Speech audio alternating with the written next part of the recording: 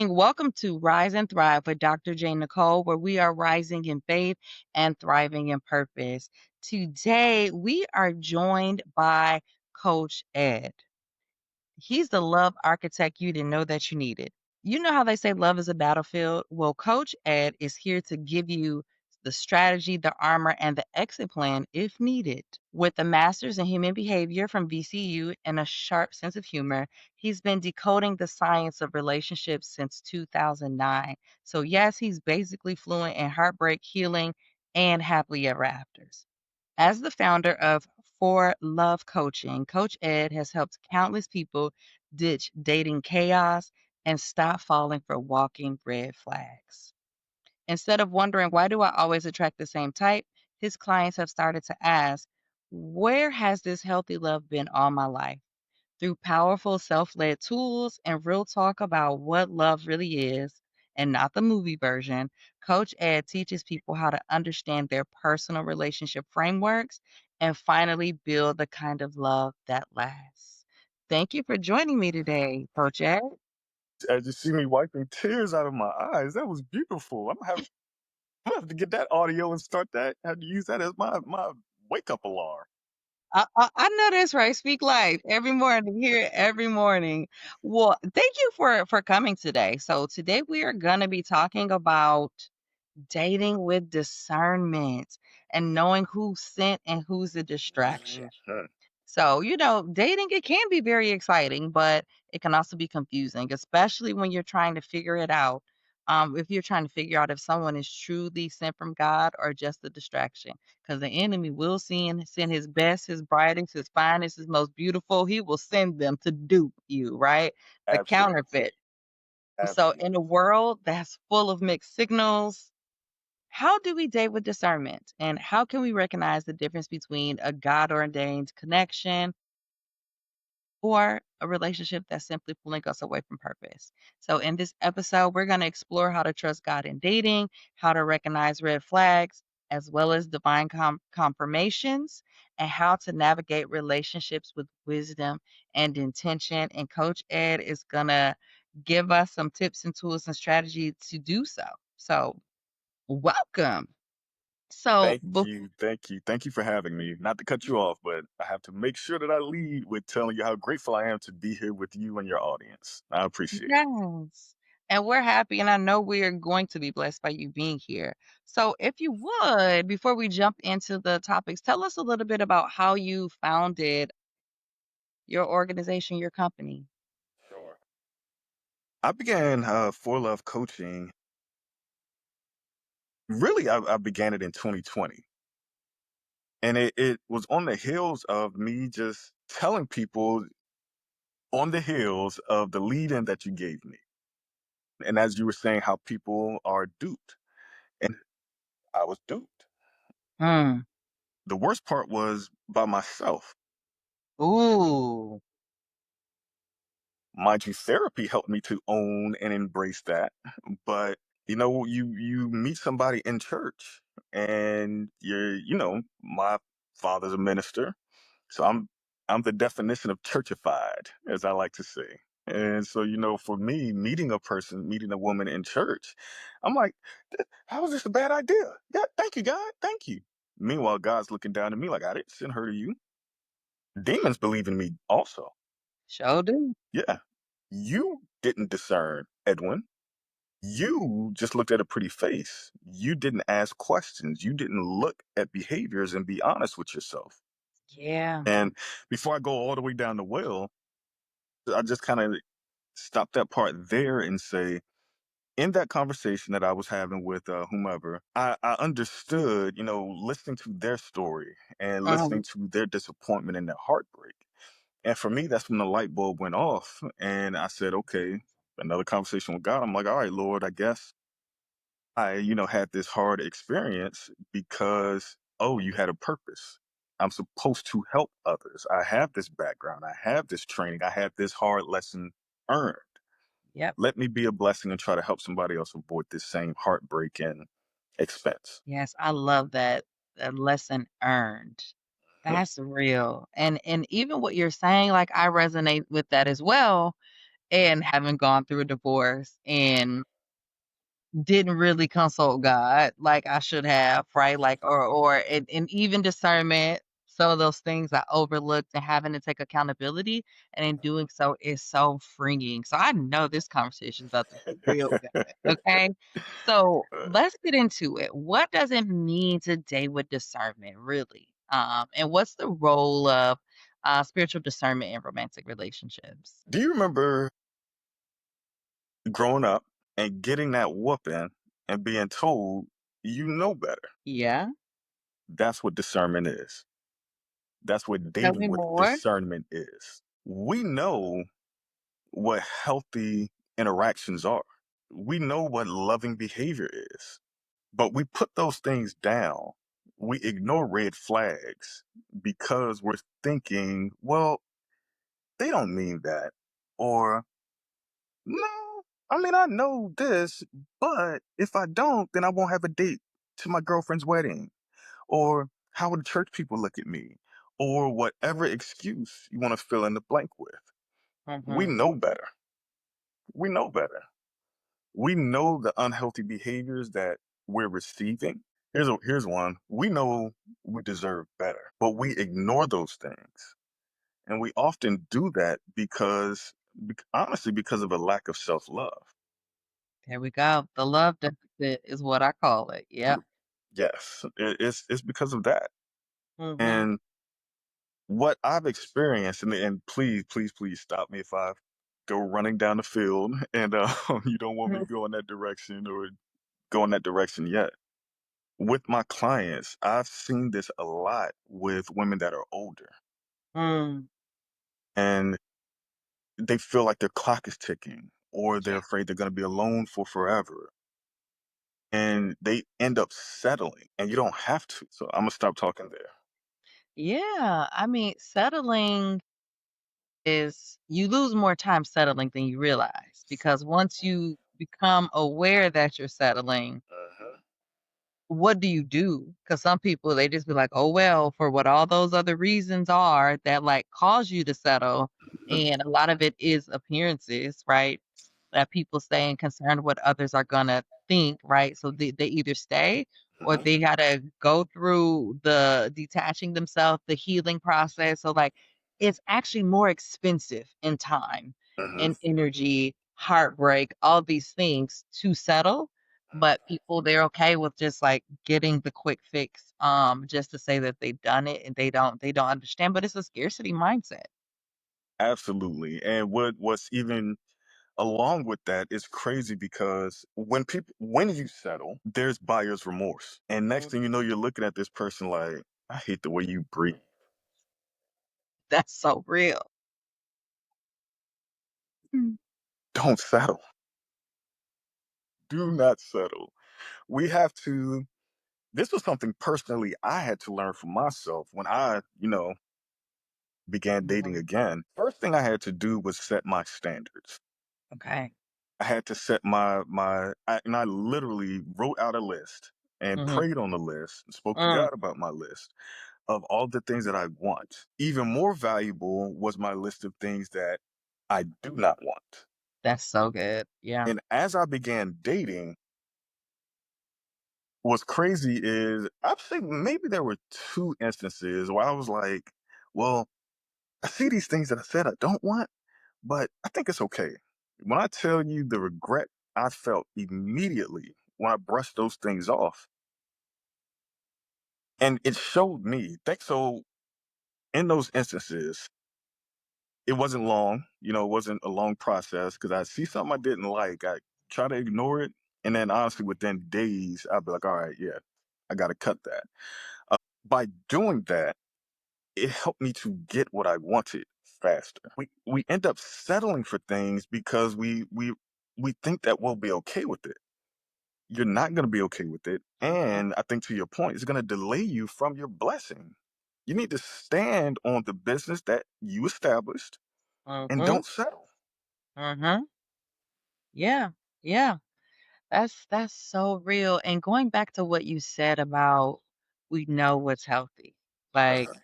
And some people might struggle with that because they may be like, well, my parents, they were never together, this or that. But if nothing else, you know what doesn't feel good to you. Yes. And that right there that's a simple marker for anybody. If it Mhm. doesn't feel good, have that acknowledge it within yourself, have that conversation with the person. And sometimes we do have to teach people how to treat us, right? Because they're dating you for the first time. You're dating them for the first time. So you don't know everything, but a person's response Mhm. when you're communicating displeasure, dissatisfaction, or a boundary, Mhm. their response will tell you a whole lot about whether or not you can build with this person or if you need to get up out of there. A Because hundred if percent. they, yeah, go ahead. No, I was just saying 100%. I was co-signing what you were saying.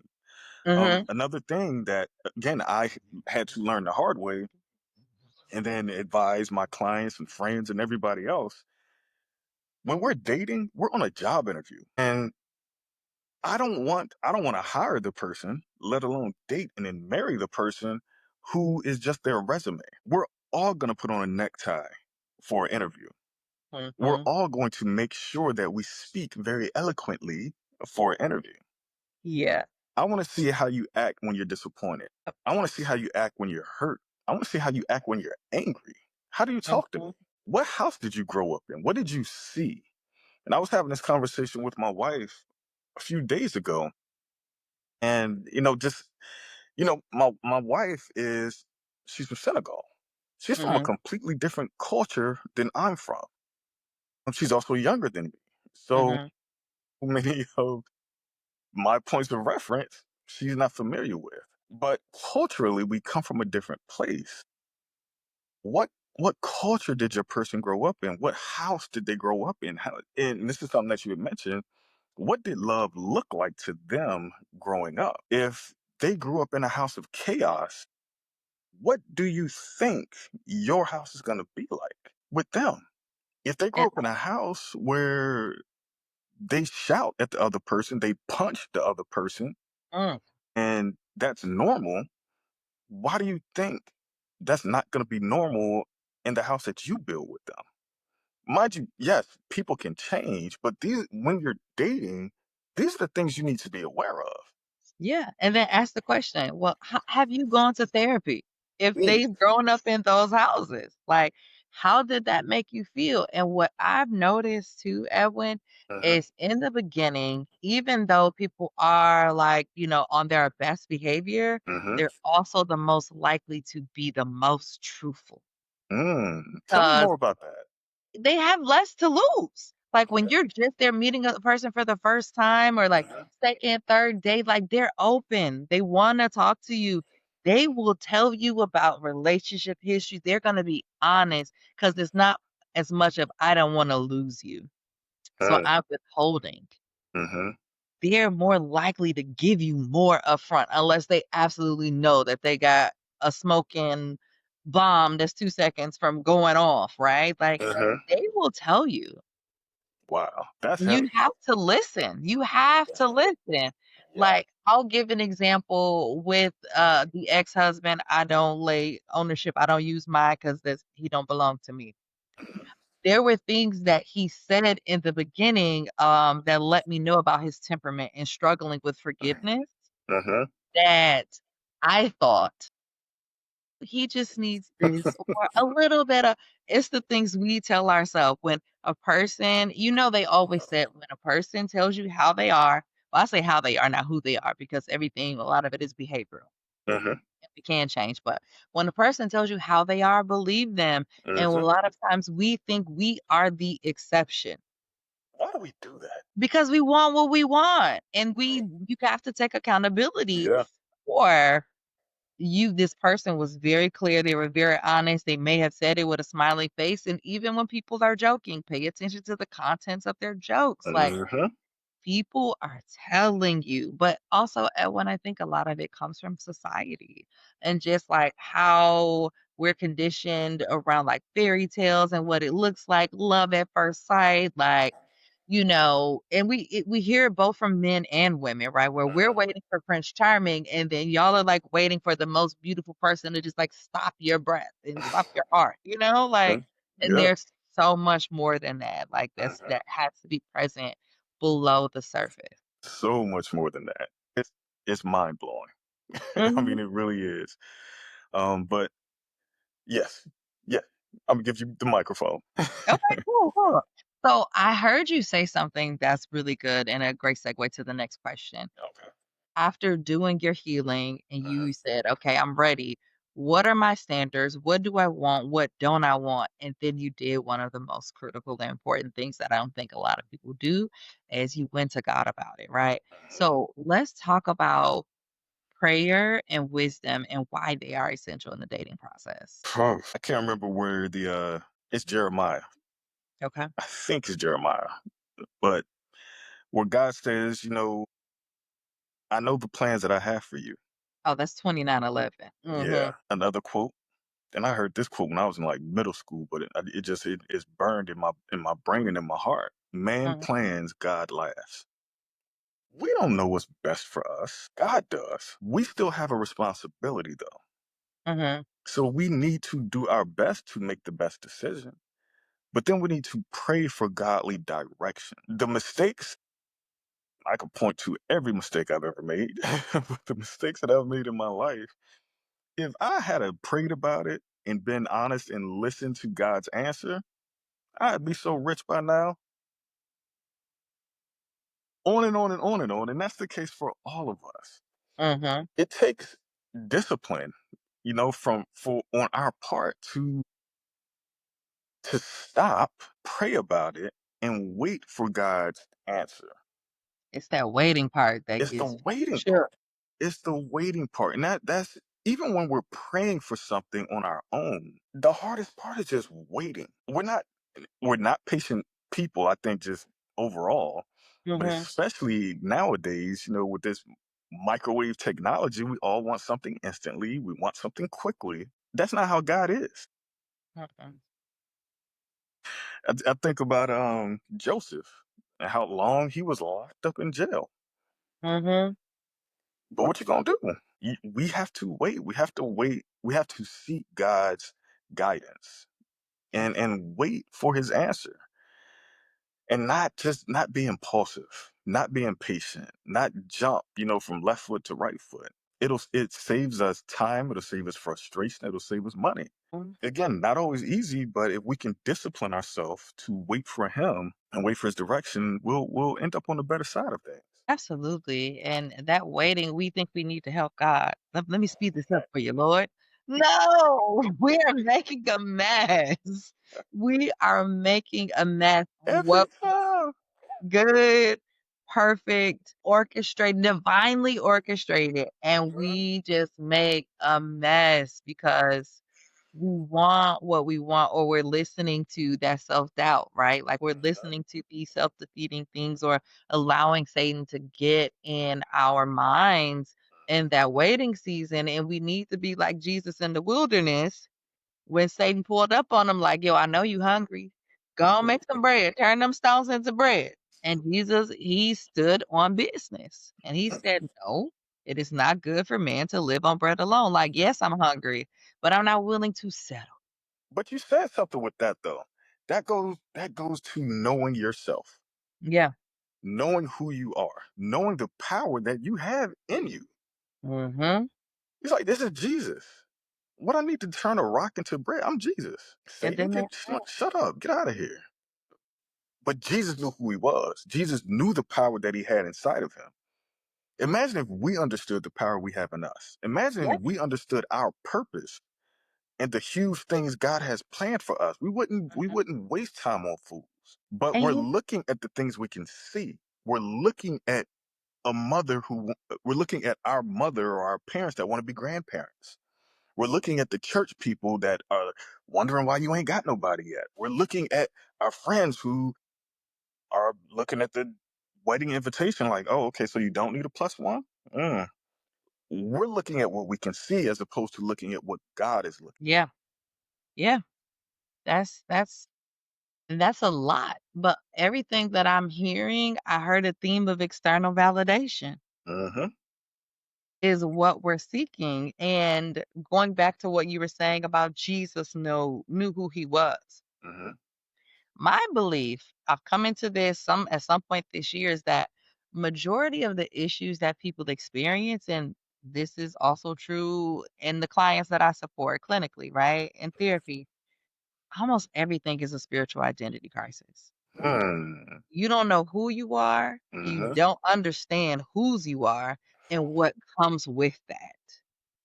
And when you can start to operate in that, you move different, you show up different, your Mhm. choices are different. Waiting is still difficult, Mhm. and you're like, "He got me," or you're willing to talk to him. "God, it's getting a little rough over here," Yep. because I Absolutely. don't wanna do anything to delay what you have for me. I believe you, and I know you deliver on your promises, and Mhm. I'm having a hard time right now. God, help me. Send me some reinforcement.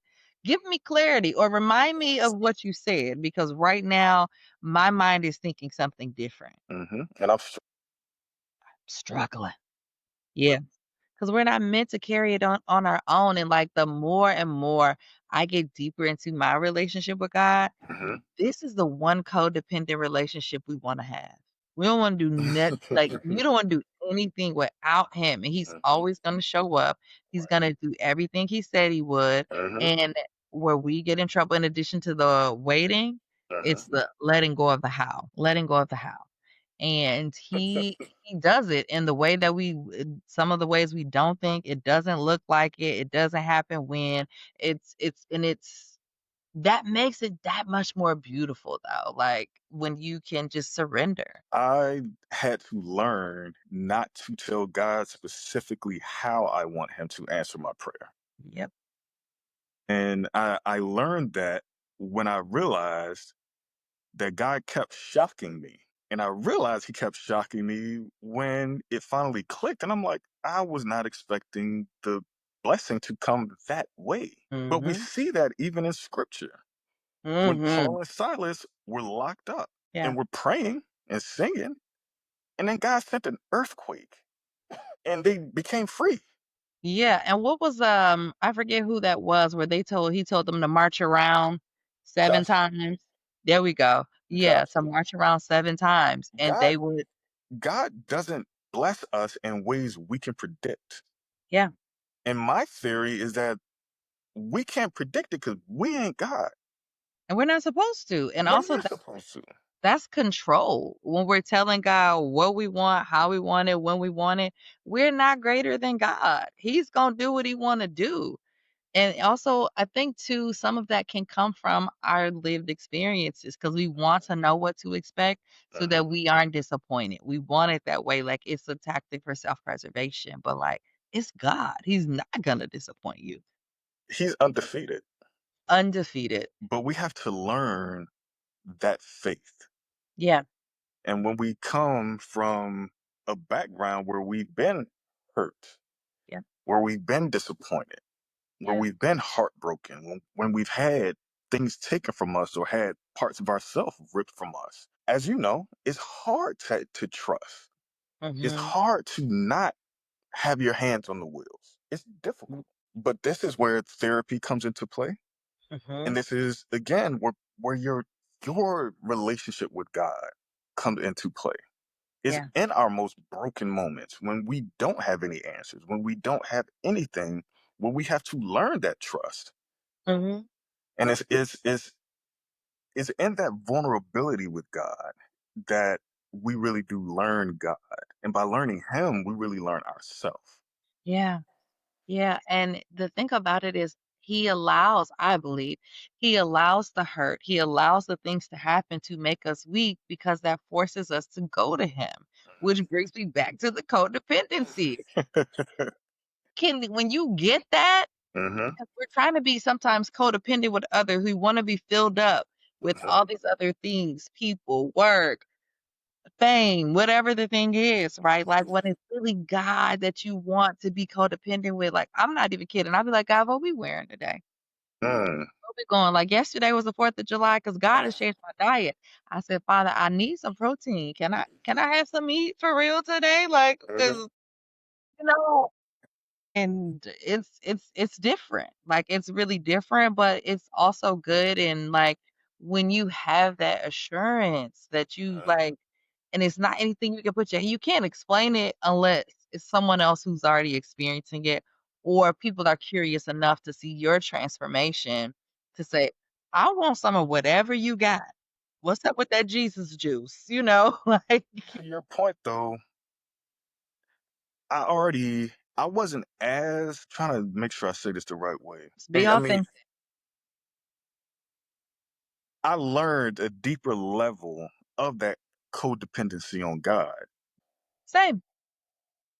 And I feel like, and I'm co-signing what you said. It's these rock bottom moments that God carries us through and Yeah. brings us up through Yeah. that deepen our relationship with Him.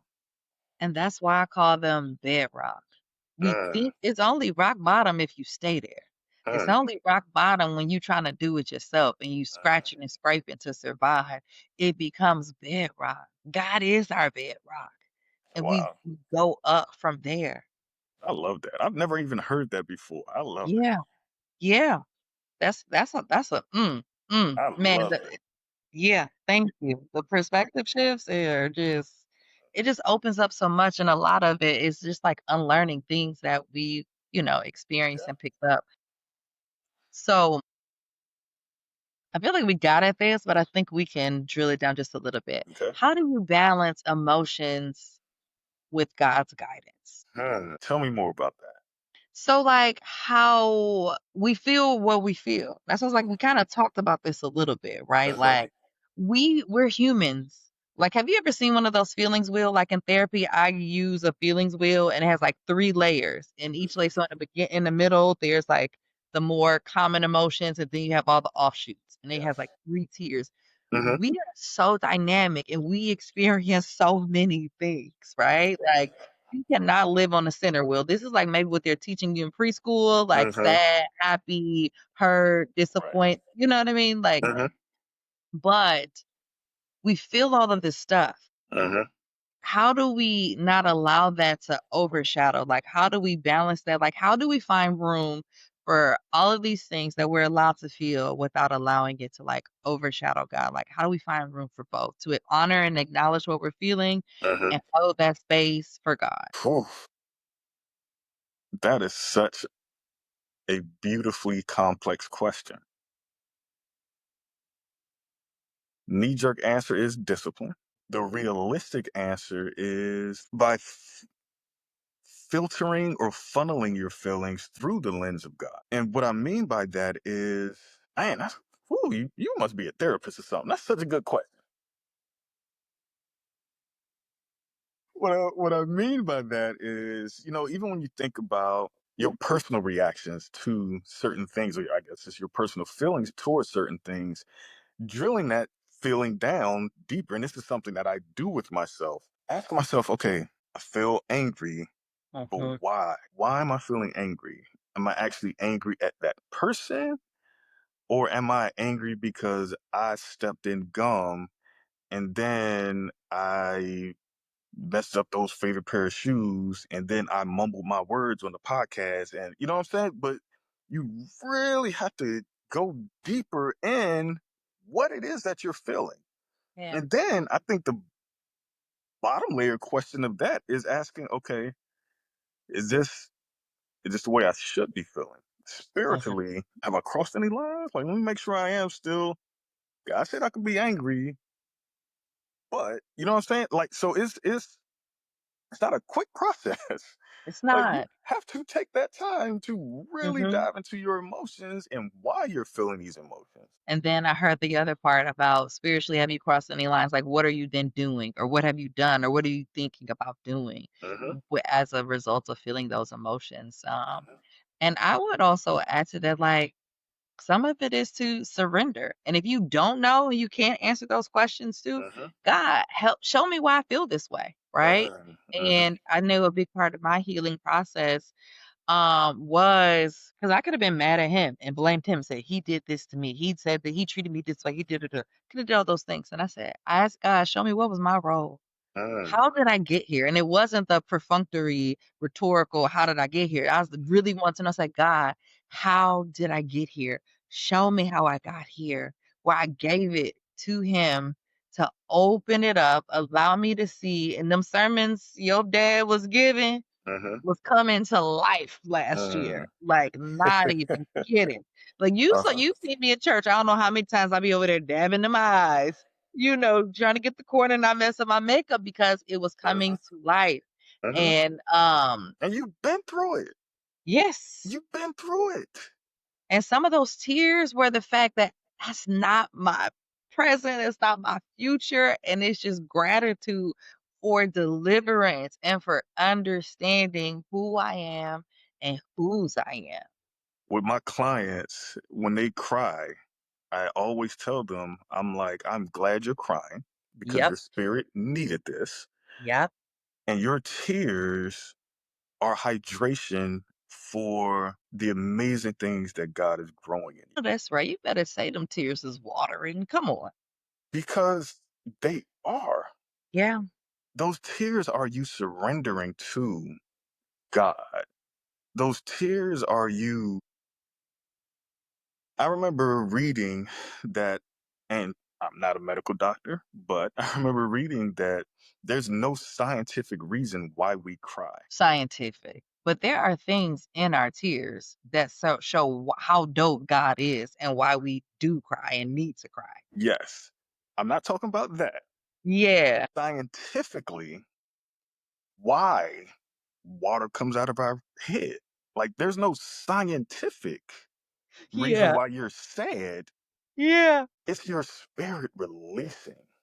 Mm. It's your joy, the overwhelmingness of. We have to have that pressure relief. I'll end there. You coulda kept going. There, there's something so, and I feel like women are more in tune with this than men. Mhm. You all are more in tune with your emotions than men are, and that's a bit of why I kind of stopped myself because I'm like, is I don't understand my I'm still learning my emotions Mhm. because as a man, emotions are weakness. We got to keep going. For So, women, you know what that's essentially saying, though? what's that? Being how I am and how God created me to be is weakness, without even realizing that that's what you're saying when there's Mhm. actually strength in it. And I think Oh, it's that more now? so how some people can try to exploit it when it's Hmm. more of a not vulnerability itself, but more so those emotions where your armor comes down. So imagine being in a relationship where you can't take your armor off. Baby, that's exhausting. Imagine being in a relationship where it's not a safe place. Mhm.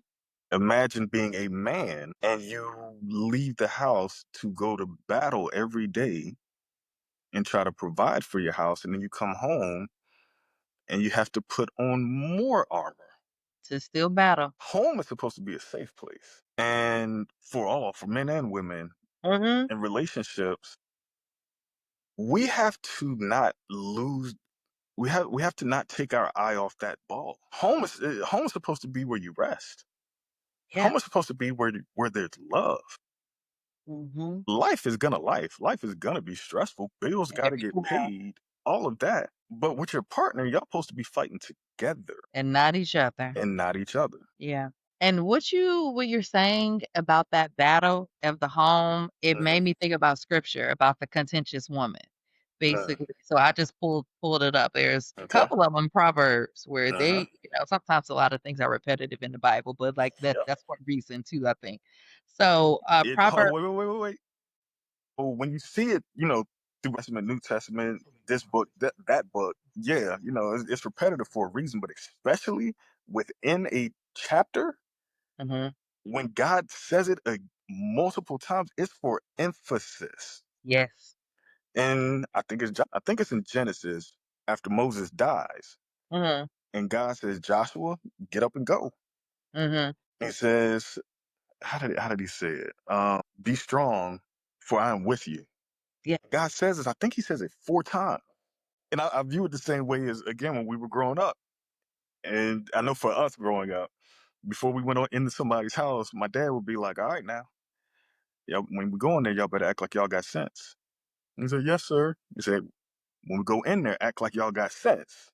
He repeats it. God is our Father. He's doing the same thing in the Bible. So when he's repeating it, That's good. you better make sure you pick up what he's putting down. But that's not your point. I'm sorry. Please continue. No, that's good. Like that really does drive it home because it's in two different times in Proverbs 27 and Proverbs 29. It says, which version is this? This is the NIV. A quarrelsome woman is Mm-hmm, like the dripping of a leaky roof in a rainstorm. hmm. And then the other one said, how did they put it? It's Be on the roof, be on a hot roof. better to live on a corner of the Mhm. roof than share the house with a quarrelsome or contentious woman. Yes. Right. And I think that goes like obviously this is speaking about women Hmm. because this is and if I'm not mistaken, the speaker is speaking to their son. Is it a mother or father speaking to their son? Father. Yes, a father speaking to his son. So it's not we ain't dragging women here. But it speaks to that, right? Like and we're meant to have like that peace at home. And people show you early on that they are quarrelsome. Hmm. Their histories tell you that they are likely to engage in quarrelsome behavior. And Hmm. unless a person can articulate or you ask questions, because I encourage people to be curious rather than to make a judgment that just because they said that these things have happened, that we are disqualifying them, but ask the question, what work have you done, right? Like, what does their healing look Yeah. like? Have they looked to correct those things? Hmm. Um, so let's go ahead and get a little deeper, Coach Ed. Okay. So we're going to shift more into the signs that someone is sent by God versus a distraction.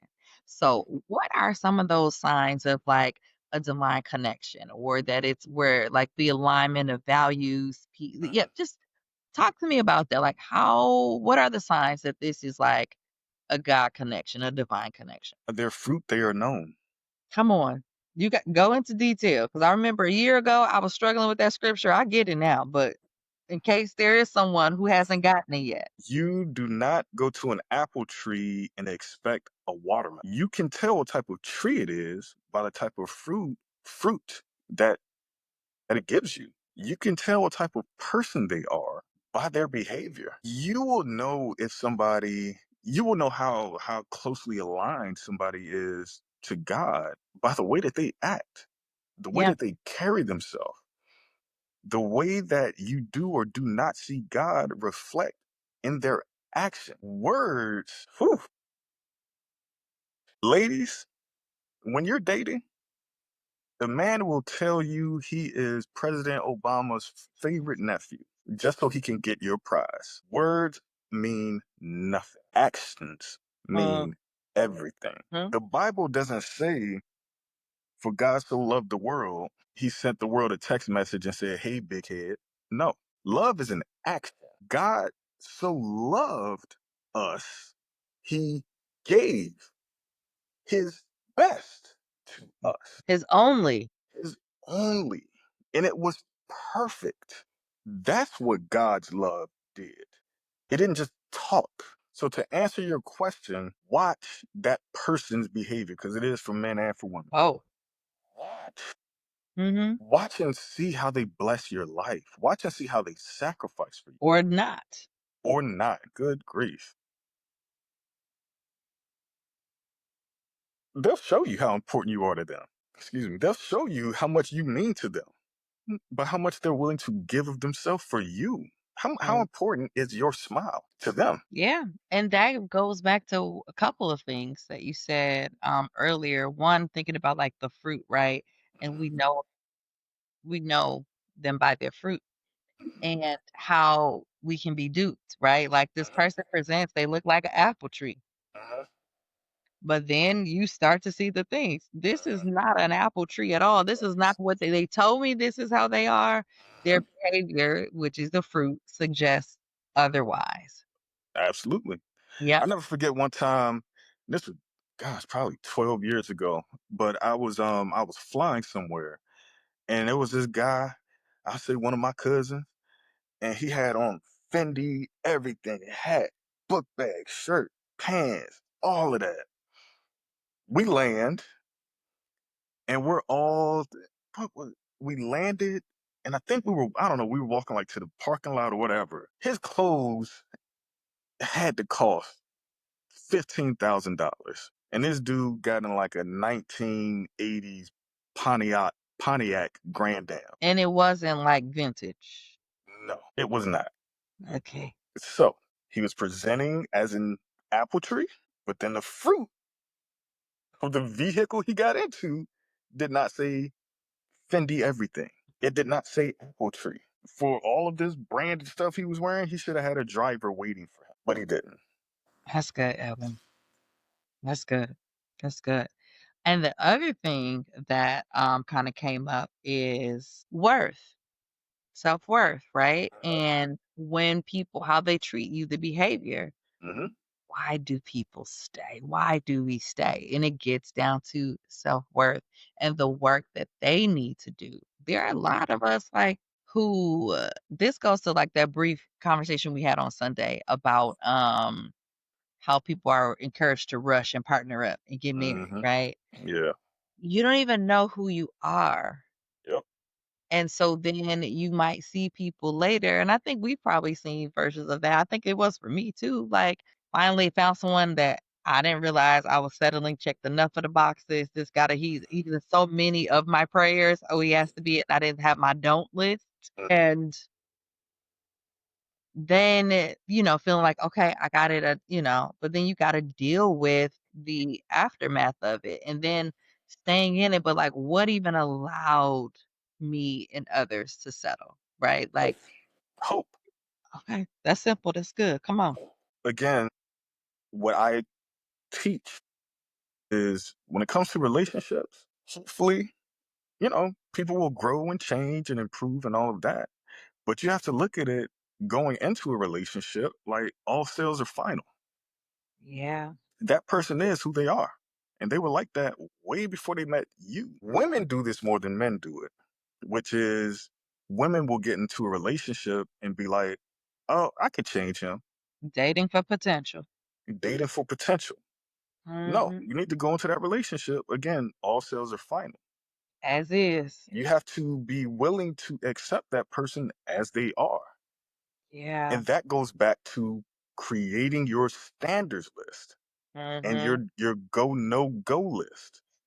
Because if you know you cannot be with somebody that smacks their food when they eat, I don't care how pretty they are, you better stick to that standard because 3 years, 5 years, 15 years down the road, and they sit there smacking their food, that's gonna drive you up the wall.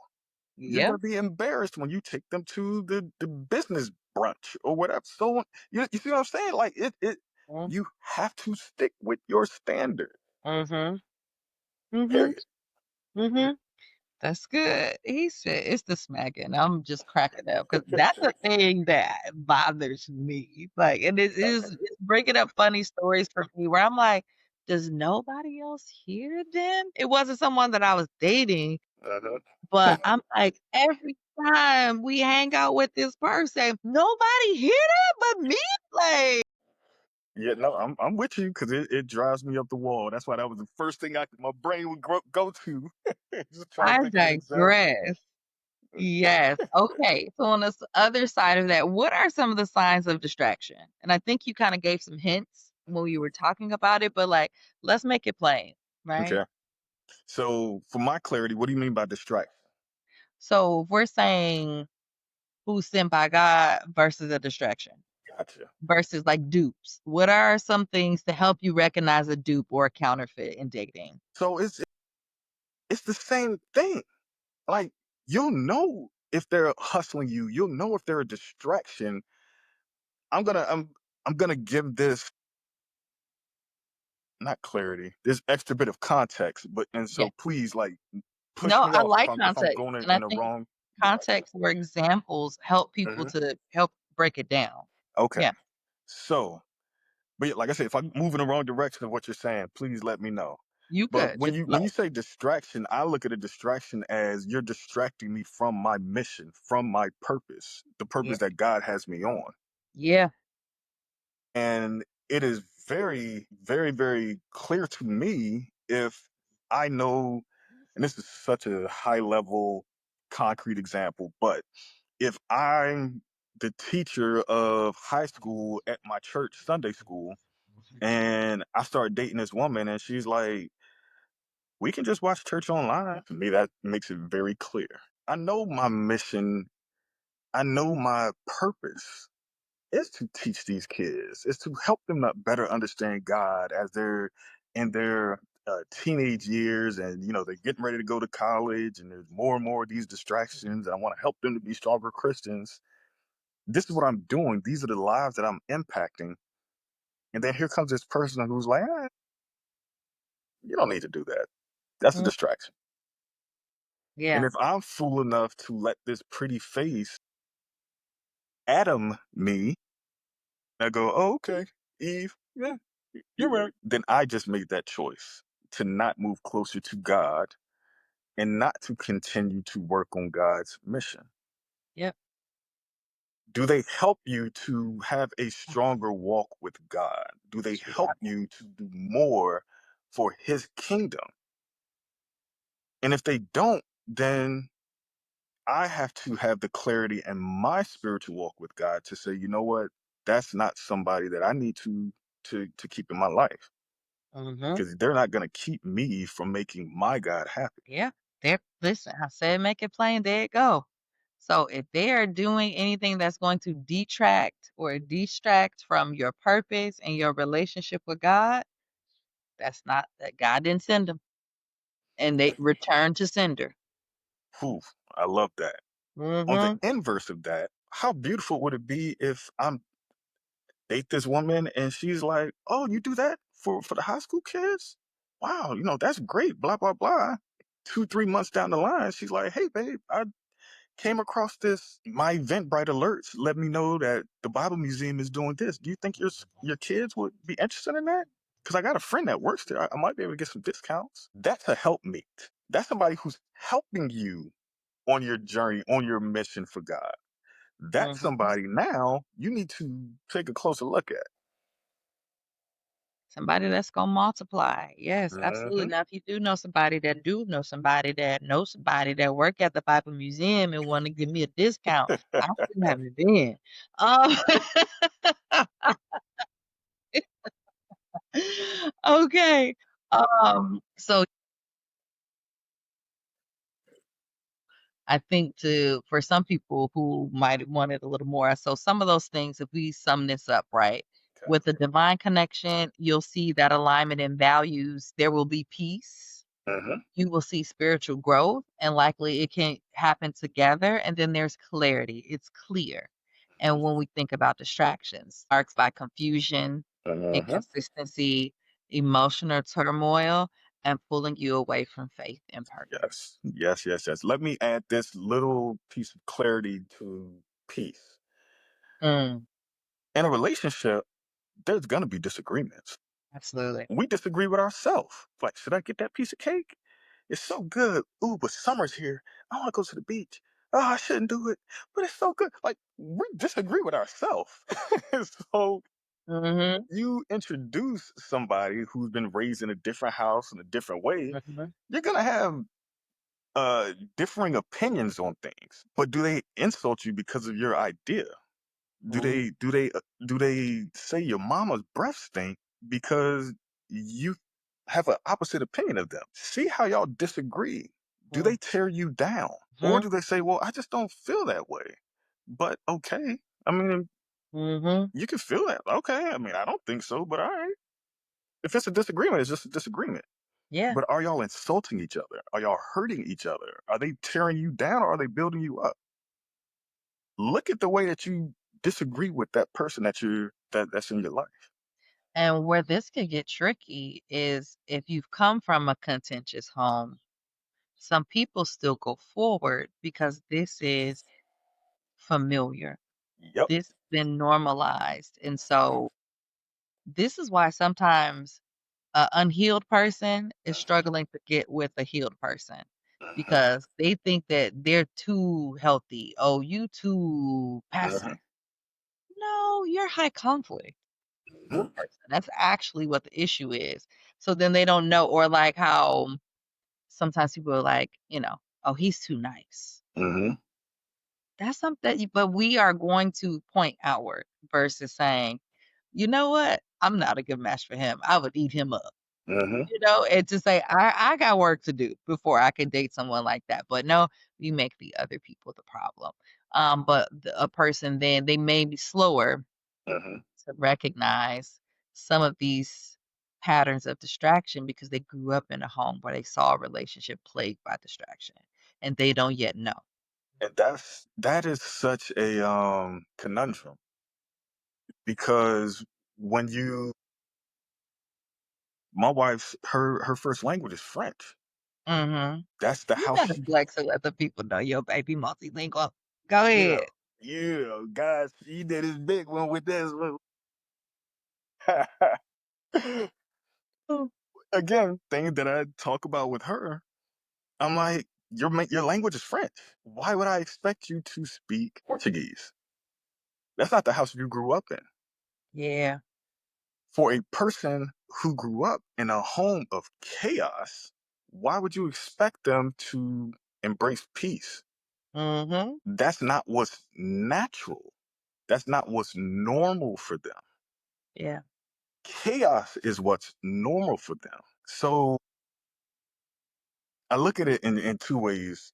For a person who did grow up in a normal house, who is dating a person who grew up in a chaotic house, you really, really, really have to see, has that chaotic person, have they gone to therapy? Have they learned the tools that they need so that they can try to manage, their perspective? Because when you come from a home where French is the language and now they're learning English, you just need to be aware of that. Yeah. And you need to know within you, is this something that you want to deal with? Hmm. Now, for a person who is the one who grew up in the chaos, honestly, you need to get therapy because there you have blind spots. Hmm. If you haven't gone to therapy yet, you need to get therapy because you have blind spots that you don't see because you grew up in a house where everybody's speaking French. So that's just what it is. Yeah. Meanwhile, the rest of the world is speaking Portuguese. You're going to be out of order because you're not spinning in the same direction as the rest of the world is. And Yeah. that can be why you have so much trouble in your relationships because you're moving in a completely different direction than the rest of the world. So Hmm. you have to get that therapy Yeah. because you need to get those things realigned or aligned within you. Hmm. And this isn't me saying you're a bad person or anything like that, but you have those blind spots. Yeah, you need different programming. You You've need been different raised programming. in a household and going with the language thing, another metaphor is programming. This Hmm. is the programming. Think about your iPhone. How many times we get updates? iPhone updates their programming. Why shouldn't we? And we have the capacity. We have it. And then where we are weak, God is strong and God can do it. Hmm. So Absolutely. We let's got to do the work though. You gotta be willing, and some people, they don't want to because to face that means, 1, what am I saying about myself, and what am I saying about people I love and care about? And we know how we are raised to think that the parents are the highest of the high, and some parents get it wrong. Yes. Well, every parent gets it wrong at some point, but some are just more than others, Absolutely. where people are being raised in households of sin, where this is the family business. Like, have you heard of that show, The Family I Business? have. I never watched it, but I've heard about it though. So essentially, it's a kingpin, husband and wife, and Hmm. then they give their children this beautiful life into the world. They present like they got their covers, they're Hmm. well put together, they're established in the community, but by night, Hmm. it's all type of chaos and things that are happening behind the scenes Hmm. in that home. But their kids end up in the family business, Yeah, right? those So are you those are can blind raise the spots. child up and raise them wrong, and then this is what they know, and then they succumb to that pressure of Hmm. experiencing love and belonging and family, and so they do these things that don't feel good, that feel unhealthy, Hmm. but then the influence, the dominance of the parent and all the benefits, or that you're dependent upon them, It stops. So it's essentially an abusive relationship when you really think about it between parents and children. And it happens. And so you have to be able to say, they abused me. I was abused. Mhm. It's not right. I can still love them. I don't have to judge myself for loving them. And I need to do something different. And being okay with that when it's tough. Because you're gonna try to run your old program because that's what you know. That's And what you you know. can't just go cold turkey. You have to have something to replace it with. Because You when you have nothing else there, you you're gonna can't go, heal yourself in the same environment that made you toxic. yeah, that's good, Edwin. That's so good. You can't. Because Hmm. where's your nourishment gonna come from? Right. What's gonna support you? You got to choose you. That's it.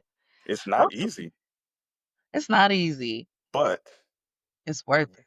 it's worth it, and you have to do it. If you want better, if you've seen the cycle and you see yourself repeating the cycle, Yep. if you don't want to keep doing that, you have to do something different. You got to choose you. And what you do know is that if I continue, these horrible things, Hmm. these uncomfortable, these hurtful things will continue to happen. Yep. And be saying, we will that be enough of a deterrent for you to be willing to do something different. But people, they just go back to it because it's familiar Failure. and they know what to expect. And so therefore they know how to operate in it. When people say, well, it's better to go with the devil, why are we going with the devil at all? Is my question. Mm. Hmm. And I think that's where the therapy, Yeah. you all give people the tools to recognize they're continuing Mhm. a behavior, and you show them, hey, here's a different door you can walk Yeah. Yeah. And support them because again, right there, most people are still in that same environment. through. So they are starting to change. Now they can have an impact, but they need to be prepared to be exhausted from consistently communicating boundaries, to be Yep. exhausted from redirecting conversations, Hmm. and for some it's the best thing to do is to like disengage and remove yourself and to be okay with that, but also give the other people room to come around because sometimes people need our absence to recognize their errors, their flaws, and that they do need to change. And then they see you go on and do better. And the person who's really open to change, Hmm. they'll say, okay, wow, it's me. Versus the other person, well, he, da, da, da, da. They're still looking for reasons why something's wrong with you. Right. That's a damn thing. Yeah. It's a damn thing. Yeah. Absolutely. Let's transition to some biblical examples of relationships, right? Hmm. So one of the classics that everybody know is Samson and Delilah. Talk to me a little bit about just like when attraction kind of like takes over and it blinds discernment. From like actual Bible story examples or just overall? You can do a little both. You free Okay. to freestyle. So what's so interesting about the look, the Mm, attraction aspect? Men, we are more visually driven than women are. And that's how Samson ended up getting a haircut. Because he was driven by looking at that woman. yeah. Even with David, when he was, I want to say it's like Second Samuel, don't quote me, but like when David was on his deathbed, even in the scripture, it talks about how there was they got a young woman to take care of him. She was very beautiful, but he didn't sleep with her. For the church people, we are very, very visually driven men, and Hmm. we do stupid things because she was so pretty. Hmm. What year are we? 2025. Back in the 2000s, we wanted to get rims and stuff like that because it would catch you all's attention. Like we do so many things just because we want the pretty woman's attention. Hmm. So I'm gonna talk about guys first. If we if we put 13% of that effort into really investigating the spirit and the heart Hmm. of a woman that we put into she look good. Ooh, Hmm. she must work out. I think she used to run track. we would we would have wives that Mhm. help us to do so many great things. And she can look good. It looked like she ran track. Absolutely. Absolutely. I'll stop there for the guys. For women, Mhm. and yeah, I mean, like, y'all don't want to date a guy that you're not attracted to, Let me tell you but something. I know some people who they prefer to date ugly, but I think that's from a different place. Because from a if different they place. yeah, that's from If a they different place. if they had the choice, yeah, they want to get somebody that is traditionally handsome, somebody that works out and is fit and doesn't have a Mhm. dad bod and a gut and gets his hair cut and blah blah blah. Like, we want people that are attractive, and we're attracted to people that we know other people are attracted to as well. It gives us a Mhm. lift. When you're operating from a healthy place. When you're operating from a healthy place, Yeah. yes. But the look of things as we get older, it's gonna change anyway. It's literally in Ecclesiastes, about youth and not being concerned with that. I think that was this morning that I was in my Bible in the Year plan, Hmm. where it talks about that. Like, Yeah, that's beauty something. is fleeting. Yep. It's something like we're gonna get more gray. The skin is gonna get loose. It's gonna get more flappy, and that's just with natural aging. God forbid there's a car accident and you lose your legs, Mm, you lose your eye, you damage a nerve, and the left side of your face is now drooping. So why would you stay? Are you actually connected to that person on a deeper level than just you look good? yeah. Is that your friend? Is that your connection? Is that your heart? Is this somebody that you've already built with or that you can Mhm. build with? Looks, and let me not lie, they do matter. I mean, we want to have somebody that when they're sleeping, their heads on our lap, we look at and we're just like, they look like an angel. Like, we are not wrong for that.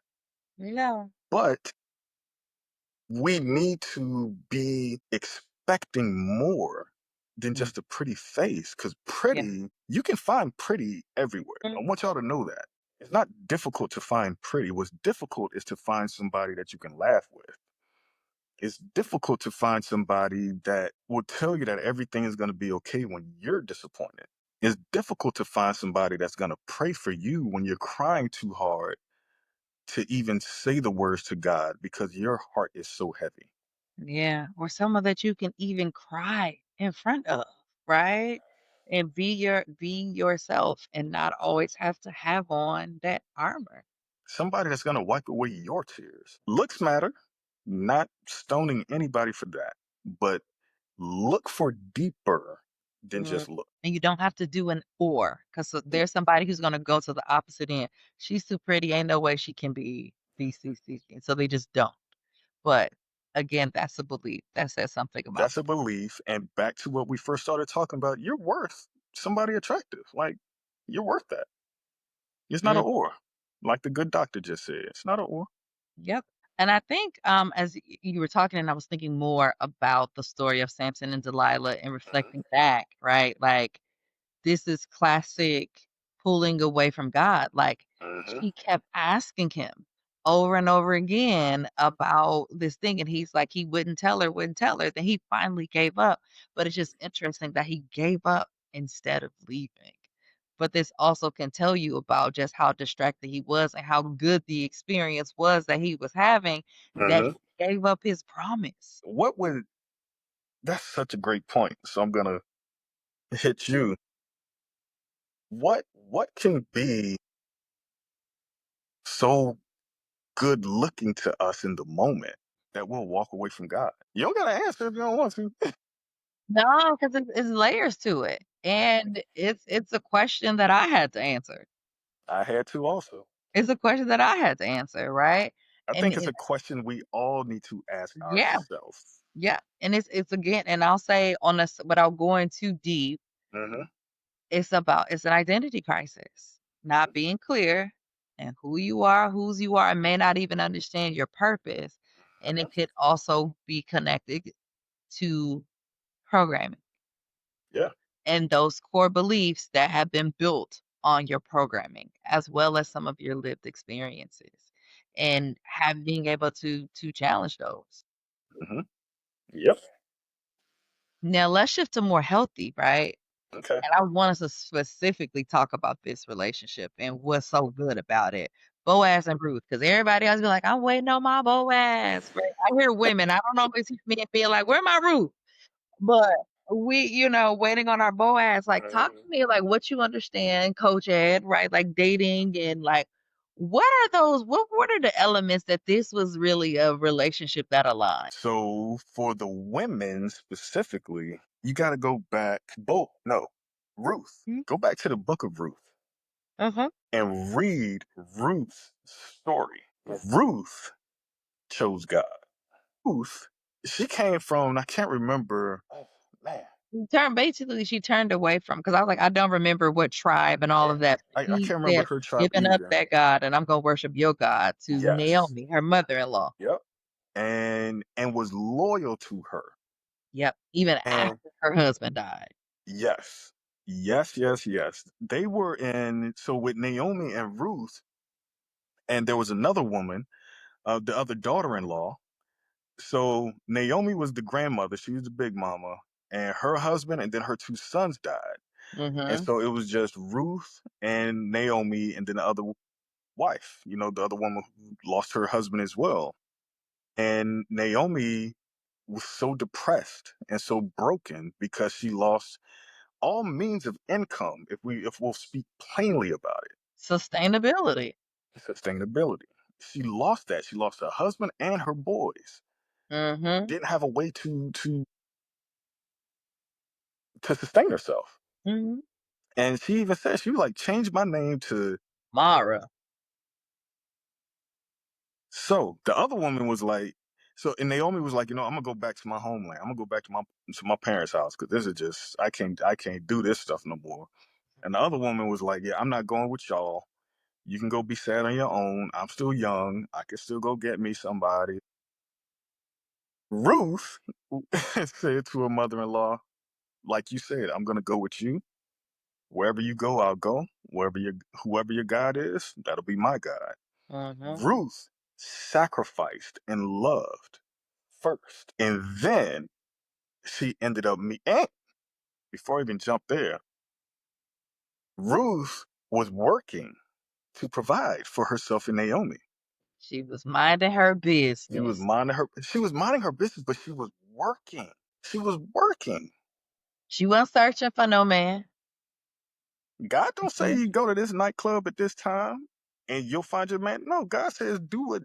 Follow me, and I will provide for you. And that's what Ruth was doing, minding her business, drinking water, working. And then the man that God sent for her found her, noticed her. He didn't just be like, "Oh," he didn't pull up on her.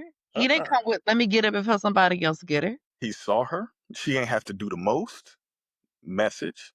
He saw her and was like, "Yo, who is that?" And the people told him who she was. Mhm. And I feel like people miss this part in Boaz's story. Boaz was a godly man. We know Mhm. that piece of the story. But when, the people he was doing his background check on Ruth with, when they said who she was, he was like, okay. Boaz went and spoke to who he needed to speak to about her. Yep. He didn't say, I'm rich. Yo, I want that. Let's go.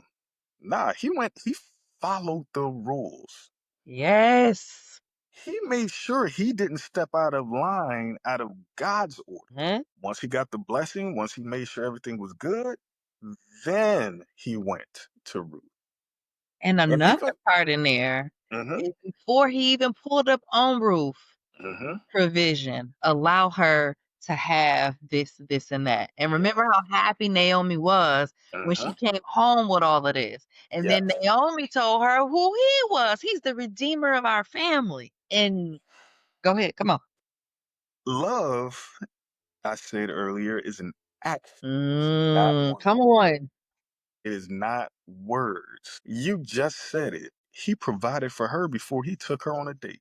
He blessed her and her house before he pulled up to her apartment. Ladies, when we love you, we provide for you. Come on. You remember that scene in uh, what was that movie? Old '90s movie with Gabrielle Union and To Morris complete that Chestnut. game. Not to complete that game, the other one Yeah. with the last piece of chicken. The best? No, the brothers? It was the brothers. It was the Okay. brothers.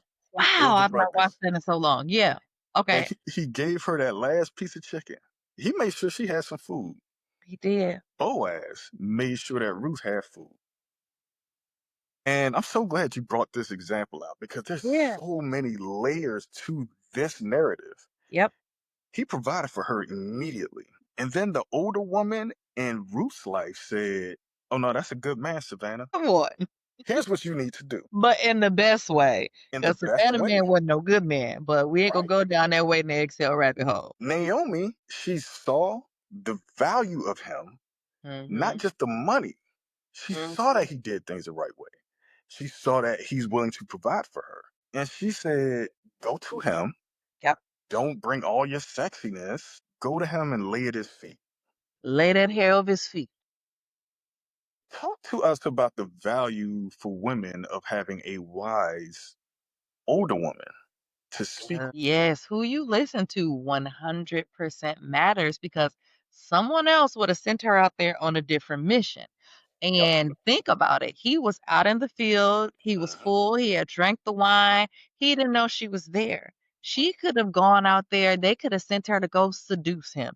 And that would have changed the thing. But this also speaks to his character. Mhm. And he did not take advantage of her, and in fact, he wanted to protect her and said, "Go before anybody sees you."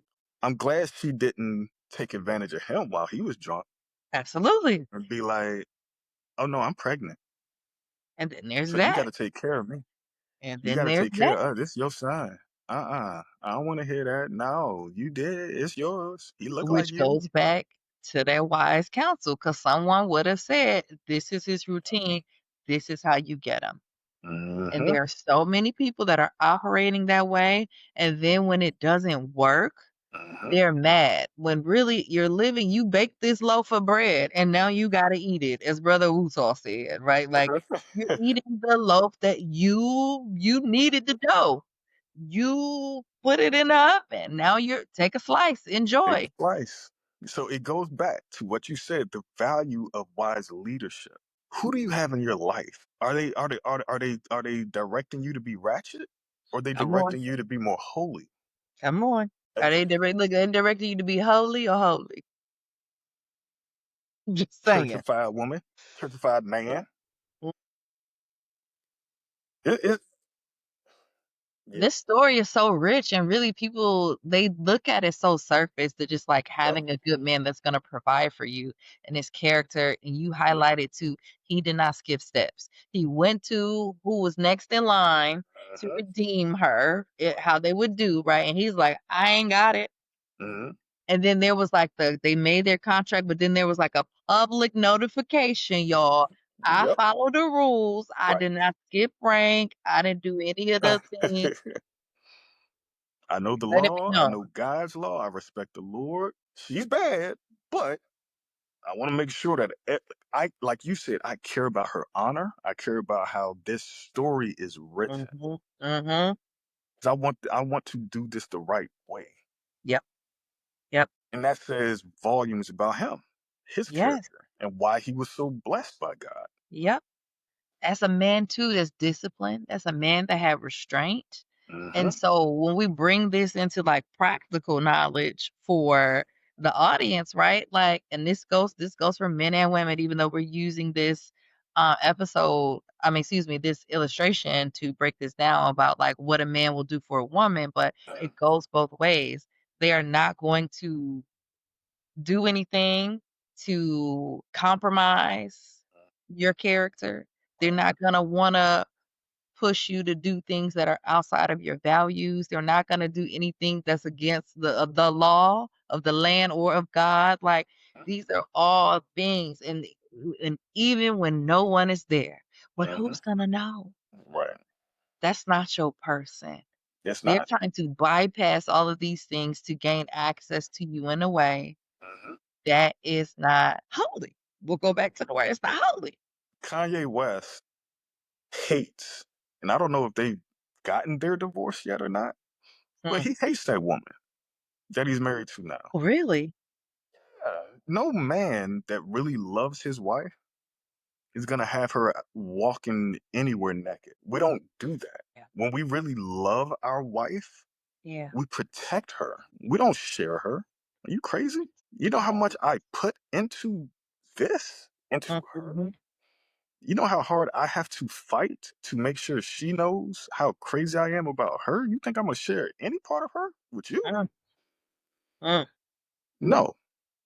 That's why when the scripture says the woman is the weaker vessel, mhm, love, when I heard this one preacher who said, and he was talking to the ladies, he's like, weaker vessel does not mean weak or soft or whatever. He's like, it means precious. mhm, View women, view them as precious. That's how we act with the thing that we really love, that we really mm, care. The effort you see him put into his J's or his video game, does mhm. he put more effort into that or into you? Listen, my eyes got big because I thought of an example that I know. Yep. Don't go on the record. Yep, I ain't gonna put nobody business out there, but it just because I saw a thing that happened and I was like, "That's not good, sis." We show you how much we care about. We show you. Like you can see it. And y'all know it. But some don't. They've been so mishandled that this man's crumb of effort is better than how they've been treated in those cases. Which is true. Yes. Mhm. That is true. For yeah. I mean, And this is absolutely. where good parenting and caregiving, why it's so important. And Agree. when you don't get it, because we don't get to pick our parents, and everybody don't get a Bruce and a Bernice, Mm-hmm. okay? And Yeah, so this is when you really got to tap back in with your heavenly Father. absolutely. And what Absolutely. does he say about you and who you are and how you should be treated? I don't even have anything to add to that because I'm co-signing a Yep, 100%. yep. Ladies, just know that we take care of the thing that we love. Mhm. And you Yep. can see that in his behavior, how he takes care of his shoes or his video game or his car. He's showing that same level of care to you. And attention as well as intention, because Yeah, you don't want just attention. right. That's only good after the intention is made clear. Absolutely. Absolutely. Are you confused? Because if you're confused, then that says it all right there. We're Mm, very clear about the things that we really do want. yes. Yep. And you see it. You're absolutely right. You definitely see it. Yeah. Definitely see it. We could that in itself could be a whole episode, but I'm gonna move us along just a little bit so we can wrap because get you back to the rest of your day. Okay. Okay. Okay, so a big part of this, what we're talking about is God. So, like, what does trusting God and the dating journey look like? And like surrendering your plans and desires for that of which God has for you. Trust. You have to trust God. So from the beginning, we have to establish our standards, Mm-hmm. establish our walk away list. And as we're dating, we have to stick to that list. Mm-hmm. And this is where the trust comes into play Mm-hmm. because when the person does things that don't align, Mm-hmm. you got to trust God and be like, but they so fine, God. But okay, I'll walk away. That means he got finer for you. Yes, it really does.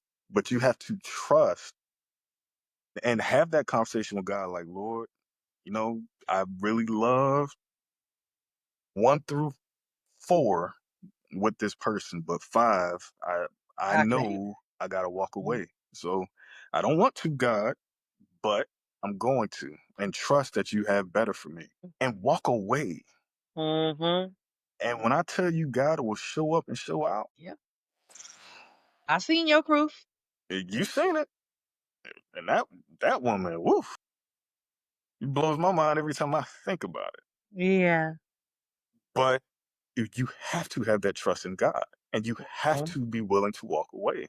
And it's not easy. Mm-mm. Trust me, it's not easy. Yeah. And it won't happen as quickly as you want it to. It might happen even faster. Yep. It could be on some Joseph stuff and take however long it's gonna take. The key is you gotta just wait. Wait on the Lord. Yeah. Wait for his direction. Yeah. And I think another part in that, well, I'm gonna ask a question before I say that because Okay. this might come out in this. Why? Talk to me about like why rushing can lead to unnecessary heartbreak. When has a time that we rushed through anything made the end result better than we thought it would be, or even good? That's so simple. It's so good. Don't rush. Please Mhm. don't rush. Oh my gosh, don't rush. Mm. You can't, if you, dang, this is more biblical than I intended it to be, but when you plant a seed, you can't rush the crop to grow. And It's you going don't dig to, it up. Is it you don't, growing? right. No, we have to let things take the time that's required. I know that I'm with it. Like, we want what we Mhm. want when we want it. Mhm. But when we were kids and we ate all of the Halloween candy that night, exactly. We know how it ended up. Mhm. Patience, it really is a virtue. Mhm. I'll say it a way that's less churchified. Take the time to enjoy the moment. The process actually is good. And you'll never get that moment back. Value it. Take advantage, like enjoy it. Embrace the memories that are being made. Because you'll like when it comes to dating, preferably yes, you'll end up with the person that you actually want. But just imagine looking back on your relationship 15 years from the day that y'all first started dating. Looking at the dates that you all went on. Looking at and laughing at the lines he used to say on you, laughing at the silly thing y'all argued about and where y'all are now. Like, don't Mhm. rush. Enjoy it. Mhm. Embrace and savor the memories that you're making Yeah. because they're beautiful. You don't need Yeah. to rush. That's You don't good. need to rush. That's good. And then I want to speak to the people who are in the waiting, right? Mhm. We have to prepare while we wait. We're Yes. asking God, sometimes dang near begging God for something, and we are not even preparing. We're not Mhm. operating in expectancy. We are not doing our works to back Mhm. our faith. So a lot of people are waiting. Like you want a man that keeps himself up, but you don't go to the gym. You need to be in the gym. Like, you grew up in a house of chaos and you know that that impacts you. Take You your need butt to to get in therapy. therapy, Yeah. right? Like, Yes. all of these things, like, you know that you overindulge in sleep, Mhm. getting, create or you lack structure in your day. Mhm. Create a day that has, like, that has value and adds value. Like, you have all these things you wanna create. God's put this thing on you to do, to produce, right? Because just like He created, we supposed to create, right? Mhm. He's giving you this thing, you're not being obedient, but then you like, "God, why you not?" It's you! Right. So, not to say that sounded a little blamey, but it's true, right? Like, it's us. Yeah. What are we doing, or what are you doing in your waiting season to Mhm. show that you are going to be a good steward of this gift? What training are you doing to show that you're ready to take care of a husband? And that's it. What training are you doing to show that you're ready to take care of a family? Do you know how to cook? Provide for yourself. So what you gonna do with a wife and kids? Right. Like, you're Greek and I'm Greek. I just I can't think of another way to say it. I'm scrambling, but yeah, right now you're online. While you're single, you're pledging. Mhm. That's good. I You like need where to you're going learn with this. you need to Uh-huh. learn your info. Yeah. You need to understand how you like what are your triggers? How do you argue? Are you in therapy? Are you working out? Do you know how to make something aside from just putting something in a crock pot? Now don't sleep on the crock pot, but I feel I'm you. not sleeping on it. I said aside from just. Yeah. And your You mom know and how your to daddy both get down in the kitchen. slam. I made the food yesterday for 4th of July. I would expect nothing less. Again, I Yeah. know your father is. Right. From the house to And he would have rooster. been making the food if they didn't just It, get back from out the country, and I would have been exactly. over there with y'all. Exactly. You want somebody. How are you showing God you're ready for somebody? Yep. What work are you putting in? Are you just crying for a man? Are you crying for a partner? Or want somebody to show up and save you so you could just live this soft life. And there's nothing wrong with a soft life, but even Ruth, she Ruth was did working work. before that soft life came. She was and get into it. Do the work. And essentially, like, that's purpose. Focus on you and your purpose, and it will happen. Yes. And when you want it that bad, it's not about the relationship. It's about you, which goes back to being in therapy. It goes back to spiritual identity. How is your spiritual life? How much time are you spending studying God's word? And you were saying What? this is more biblical than you like wanted, but like it needs to be because No, it the needs to book, be. the Bible, it does tell us how to date, and you can't connect that and Mhm. expect it to be. You can't disconnect it and expect it to be good. Like it's in there, so we have to have it in here. This is the examples. This is the book of life for a reason. God is the one that made marriage. And why are you talking about you want a spouse and you don't even understand what this marriage thing is? You gotta learn God. You gotta learn you. You have to learn what your role is. That's something I can say. We're not taught how to be husbands or wives a lot, Mhm. especially up north. Like more down south, we are Mhm. more. But a woman that wants to fight cooking, a woman that wants to fight keeping a clean home, a woman that wants to fight fill in the blank, fill in the blank, fill in the blank, a man that wants to fight taking his butt to work and getting off the video games, a man that wants to fight fixing something. Like, no, you need to know what your orders are. Mhm. And that comes from the Bible. It's absolutely from the Bible. Yep. God told us what to do. Women, he tells you what to do. He told us what. Proverbs 31 is clear. It's so clear. Ephesians 5 is so clear. Mhm. What are you reading about marriage? Or are you just watching Hallmark movies? Or you watching reality TV. My gosh. The Don't you opposite, say that. right? Hallmark Don't you to say that. reality Don't TV, you they're say 2 that. different ends. Ah. Because a real housewife of whatever is not showing you what God wants. You know what? We can have so much fun, I think, discussing the relationships and stuff that we see in these reality shows, and that could be a whole other podcast, Edwin. It really could. Um, It it really could. really could. Because But Nelly and yeah, Ashanti, but I'm sorry, no, go ahead. you know they got a reality show? Yeah. Imma slide through and see what they got going on. Mhm, mhm, I'm curious. But, like, from, clinically, like, this I watch these things, and I've not God's taken away my desire or my appetite for some Uh, of this foolishness, or, like, I yeah. feel exhausted afterwards. So he's Hmm. like, "No, girl. No, no more." Your vibration is too high. You know what? Somebody else told me a similar thing. They like, "Dr. J, your you that's too low vibrational for you." It is. And I'm like, "Okay, you're Yeah. right, understood." Yeah. And yeah, when you can see it, but I'm curious to see what they're talking about, like, cause I like to see people's growth Uh-huh. if it's there. Like, we know a lot about Nelly publicly and different things, and we know some about Ashanti that would allude to some of the things we've been talking about. Clips I've seen, and it's crazy, because I want to say I saw it either last week or the week before. And I saw their interview on the Breakfast Club, and I was like, all right, that's cool. I'm happy for him. Whatever. I'm a dude. I don't care. But then a couple days later, I saw a clip with Nelly, and he was like, yeah, I'm not getting up for the baby. Like, nah, I'm not doing that. And as soon as he said that, I'm like, that's interesting. And it definitely just makes me wonder about their dynamic. I don't know. What else is he not doing?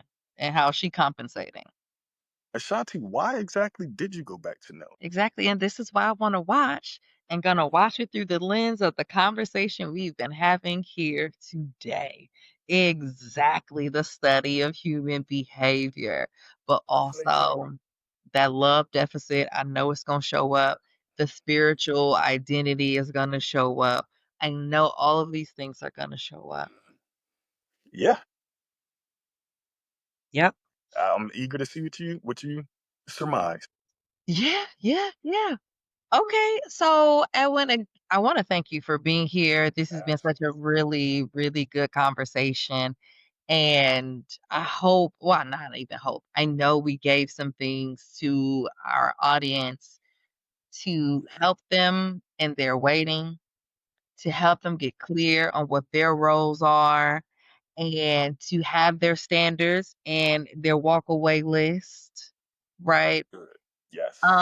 So that, and this doesn't mean that you, because some people gonna take that checklist thing real crazy, like real far, like the list, Hmm. and it's gonna Right. be like this is not even a human being, Right. or they needs this is a person who hasn't reflected and looked at themselves. But have your standards, have your walk away list, know Hmm. what the Bible says about who you are, what it says about relationships, Hmm. and what that looks like. We've given you examples with Samson and Delilah, as well as Ruth and Boaz, and there are others we could give as well, but we only have so much time. So to bring us to a close, if you should leave the audience with one powerful truth to help them rise and thrive, what would it be? Love is it's a verb. Love is an action. It's not words. With up there we go. Okay. Um it's love is something that is done. Don't let him just say words to you. He has to show you. She has to show you. Mm-hmm. My favorite example that I give to my clients is with Jacob and Rachel or Leah. I don't I can't remember. I mean, because When he had his both. I right, struggle I with both know. I of them too. always mix them up. The one that he actually wanted when he got it's Which in I think Genesis. was Rachel? I think it's Rachel. Really I'm pretty loved sure it's Rachel, Rachel. yeah. Yeah, I'm pretty sure it is Rachel. It is Rachel. But when he got to the town, it reads, I think I want to say it's Genesis 53 or 54. But when Jacob got to the town and he saw her, he ran up to her like he's crying. That's Ladies, does he show? Don't expect him to come up to you crying, but does he show that type of enamorment with you? mm-hmm. Does he make you feel that sought out, that loved, that appreciated? Mm-hmm. Use this as your loose but not too loose metric. Have somebody that's going to give you that last bite of chicken, Mm-hmm.